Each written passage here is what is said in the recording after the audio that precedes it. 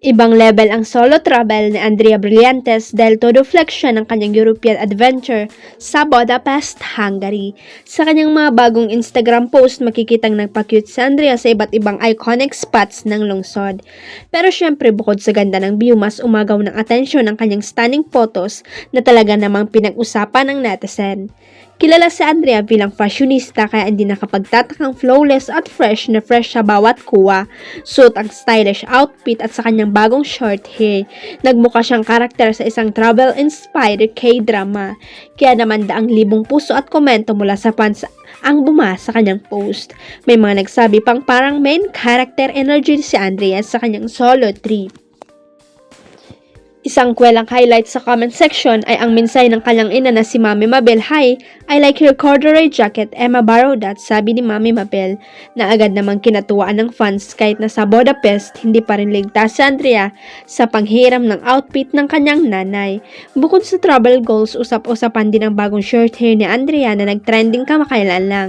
Marami ang nagsabing bumagay sa kanyang fresh look na ito at mas nagmukha raw siyang it girl.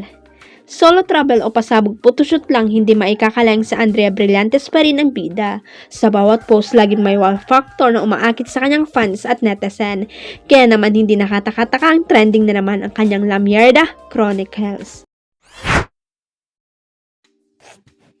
Very happy ang batikang aktor na si Cesar Montano para sa bagong love life ng dating misis na si Sunshine Cruz.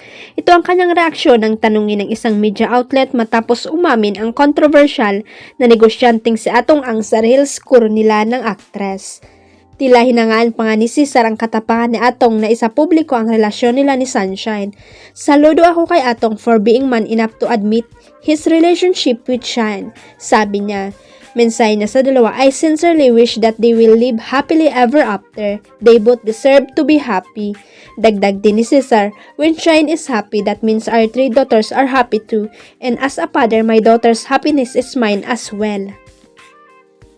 Magugunitang nag-viral sa social media ang kissing video ng businessman at aktres na pinagpesta ng maraming marites. At kasunod nga riyan ay ang pagkumpirma ni Atong na girlfriend niya ngayon si Sunshine base sa ulat na ibinandera ng news anchor na si Pinky Webb sa programang Agenda sa Billionaire News Channel noong December 17. Kung matatandaan, taong 2013 nang maghiwalay sina Cesar at Sunshine. Huwag kalimutang i-click ang subscribe button at i-ring ang notification bell para sa latest at legit chika updates.